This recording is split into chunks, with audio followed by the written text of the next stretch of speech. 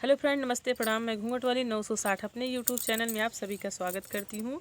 आज मैं लेकर आई हूँ बहुत ही प्यारा सा एक गारी गीत, धमाकेदार। कैसी लगेगी कमेंट में ज़रूर बताइएगा। चाट चाउमीन के बड़ी शौकीन है समधी तोहरो बहिन। अरे चाट चाउमीन के बड़ी शौकीन है समधी तोहरो बहिन।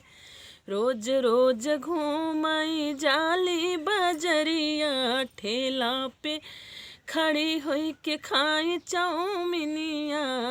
लौडा भेटाई हर दिन है समधी तोहरो बहिन। अरे चाट चाउमीन के बड़ी शौकीन है समधी तोहरो बहिन।